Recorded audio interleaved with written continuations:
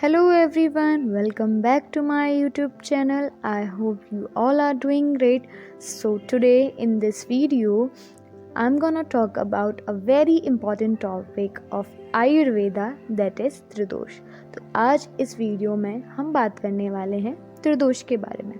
त्रिदोष को आयुर्वेद का मूलभूत सिद्धांत कहा गया है, बेसिक प्रिंसिपल ऑफ आयुर्वेदा कहा गया है। आचार्य सुश्रुत त्रिदोष के बारे में वर्णन करते हुए कहते हैं, दोष धातु मलमूलम ही शरीरम। आयुर्वेद शास्त्र में चतुर्विंशति पुरुष के शरीर का मूल दोष यानी वात पित्त कफ, धातु यानी रस रक्त मांस मेद अस्थि मज्जा एवं शुक्र तथा मल पुरीश मूत्र और श्वेत को माना गया है।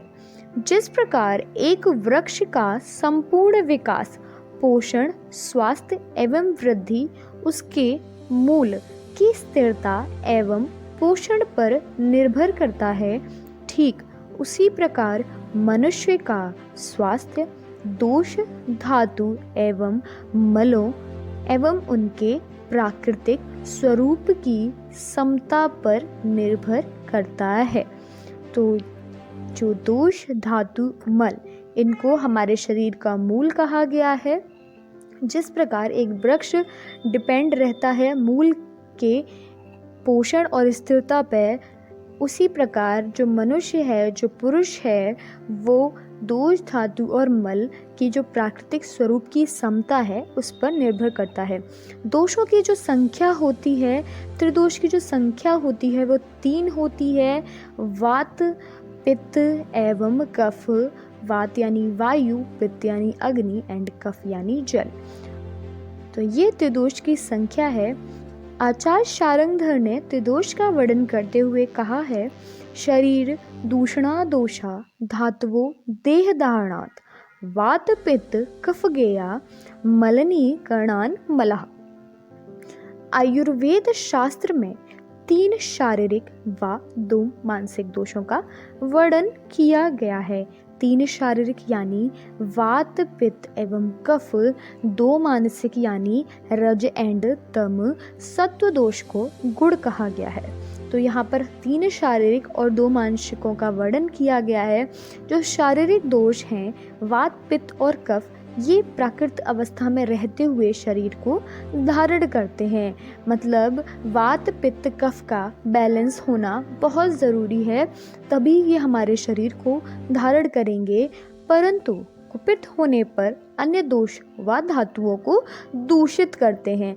यानी वात पित्त कफ जब प्राकृत अवस्था में रहते हैं, अगर बैलेंस स्टेट में रहते हैं तो हमारे शरीर को धारण करते हैं, हमारे शरीर में एक डिजीज़ वाली कंडीशन को क्रिएट नहीं करते हैं। यदि वह दोष कुपित हो जाते हैं, अगर उन दोषों में थोड़ी सी भी इम्बैलेंस वाली स्टेट आती है, देन वो हमारे शरीर के जो अन्य दोष हैं, जो अन्य धातु हैं, उनको दूषित करना स्टार्ट कर देते हैं।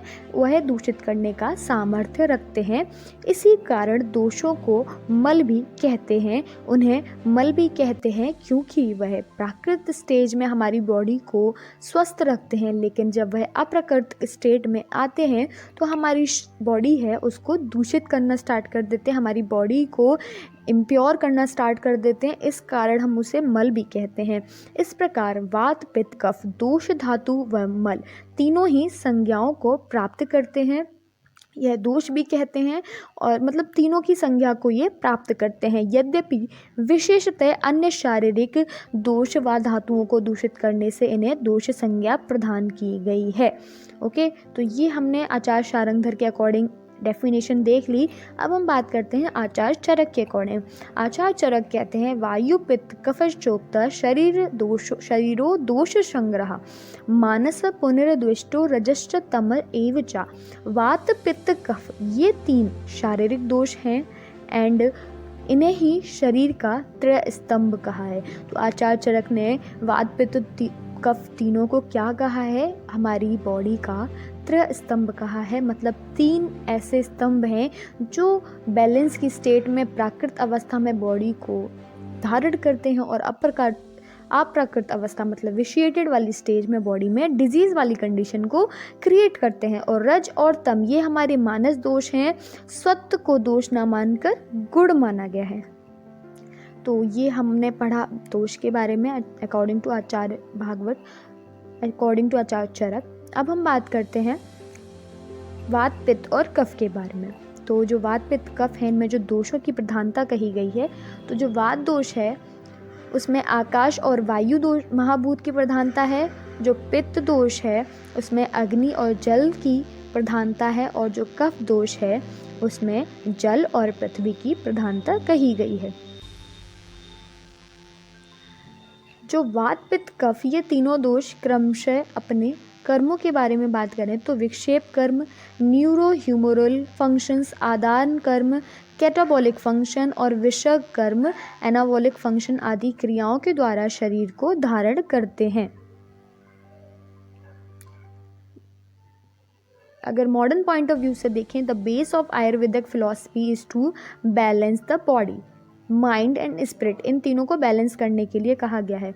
According to Ayurveda, each person is born with a life force that comprise the 5 elements. 5 elements क्या क्या हैं? हमारे पंच महाभूत हैं, earth, air, water, fire and space. We possesses a unique balance of these 5 elements in a varying disease.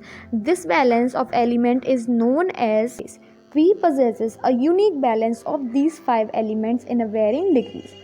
The balance of elements is known as dosha.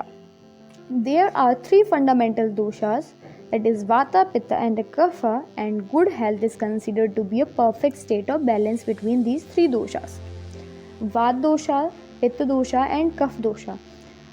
The Vata dosha of energy of movement. वात दोष में गति की प्रधानता होती है, इस वजह से हम इसे मूवमेंट से रिलेट करेंगे। Pitta dosha is of digestion and metabolism and kapha dosha is of structure and lubrication. Now constitute की बात करते हैं तो vata dosha is constitute by space and air, that is akash mahabhut and vayu mahabhut. And kapha pitta dosha is constitute by fire and water, that is अग्नि